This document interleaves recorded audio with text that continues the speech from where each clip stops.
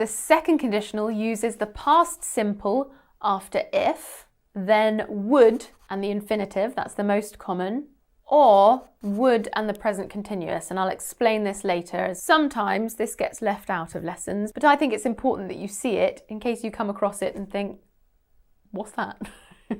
If this thing happened, that thing would happen.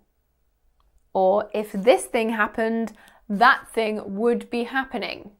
We can use the second conditional to talk about things in the future that are probably not going to be true. We often use it to talk about dreams and fantasies. For example, if I won the lottery, I would buy a house in Barbados.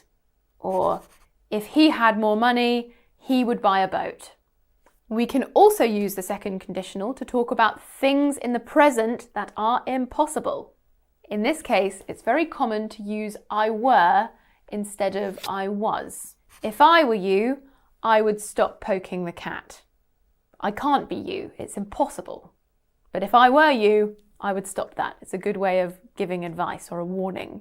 If he were younger, I would ask him out. It's impossible, he can't be younger, so I'm not going to ask him out. If I was taller, I would wear high heels. You can choose between I was and I were. I were sounds a little more formal. I've got a little extra bit of homework for you. I want you to answer it in the comment section down below. I want you to answer this question. If you were an animal, which one would you be and why? If I were an animal, I would be a fruit bat because I'm completely addicted to fruit. Let me know. I'm so excited to see what you come up with. You always surprise me. Now let's talk about that continuous. Now for the slightly complicated bit. In second conditional sentences, the continuous form of the present conditional can be used. If this thing happened, that thing would be happening. If I spoke French, I would be living in Paris.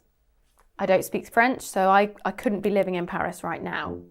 If I had an exam tomorrow, I would be revising right now. It's not so common, but it's important that you know about it.